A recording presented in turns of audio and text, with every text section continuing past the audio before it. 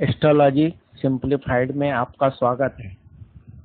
आज हम ज्योतिषी सलाह में कुंडली विश्लेषण के द्वारा यह जानने की कोशिश करेंगे कि हमारी कुंडली कितनी अच्छी है, उससे हमें कितना फायदा हो सकता है, धन प्राप्त हो सकता है, पद प्रतिष्ठा प्राप्त हो सकती है। ये सब देखने के लिए हमें कुंडली का विश्लेषण बहुत जरूरी हो जाता है। कोई भी आके हमारे से ये पूछता है कि हमारी कुंडली अच्छी है या नहीं।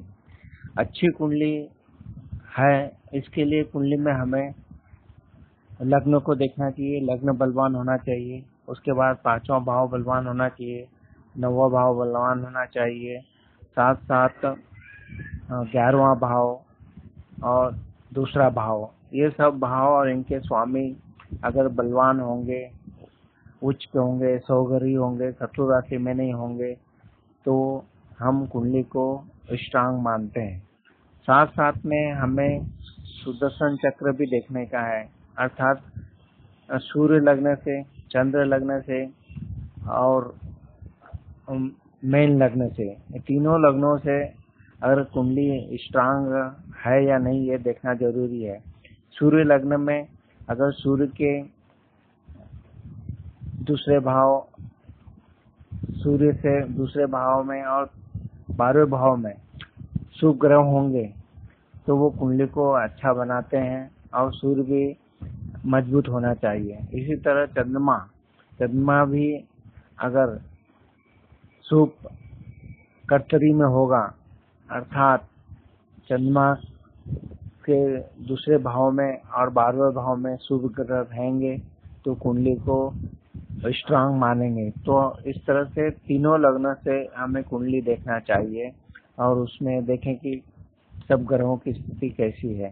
साथ में ये भी देखें कि कुंडली का अंश जो है वो 1 अंश से कम नहीं होना चाहिए और 29 अंश से ज्यादा नहीं होना चाहिए, इससे लग्न कमजोर हो जाता है।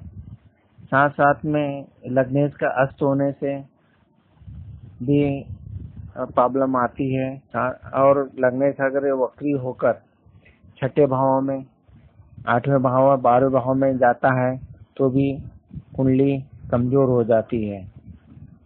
इस तरह से तीनों लग्न को देखते हुए कुंडली का विश्लेषण करना चाहिए। धन के लिए हमें दूसरा भाव और 11वां भाव और उनके स्वामी को देखना चाहिए। दूसरे भाव का स्वामी और 11वें भाव का स्वामी केंद्र में होंगे, मतलब केंद्र स्थान है पहला भाव, चौथा भाव, 7वां भाव और 10वां भाव, और त्रिकोण भाव है 5वां भाव, 9वां भाव। तो धन का स्वामी अगर और लाभ का स्वामी अर्थात 11वें भाव का स्वामी एक केंद्र में और त्रिकोण में होंगे तो हमें धन और लाभ की प्राप्ति अच्छी रहेगी।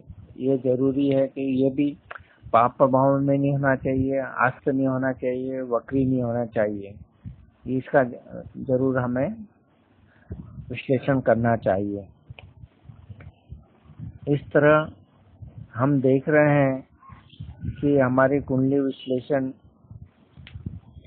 अच्छे ज्योतिषी के द्वारा की जाए और हम देखें कि पापी ग्रह सूर्य, शनि, राहु और केतु की युति भी लग्न में, सूर्य लग्न में और चंद्र लग्न में नहीं होना चाहिए और उनकी दृष्टि भी नहीं होना चाहिए। अगर पापी ग्रहों से प्रभावित होगा तो भी हमारी कुंडली कमजोर हो जाती है। इसलिए ये ग्रह अगर उनकी युति और दृष्टि नहीं होती है तो कुंडली स्ट्रांग हो जाती है।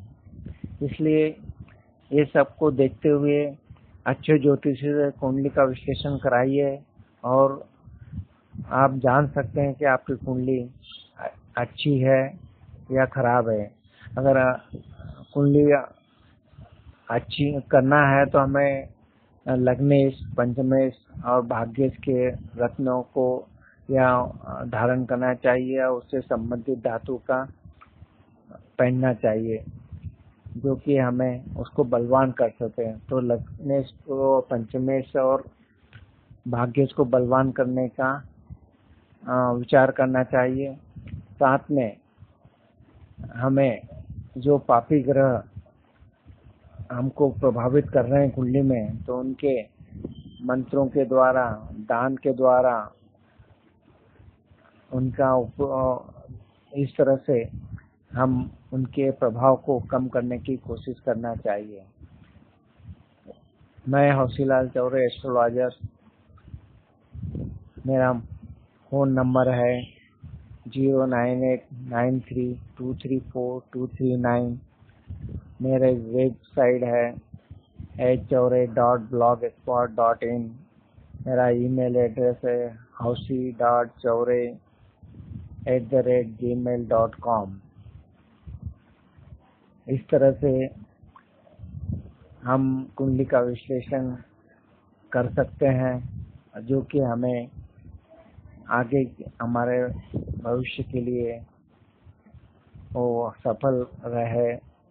धन्यवाद।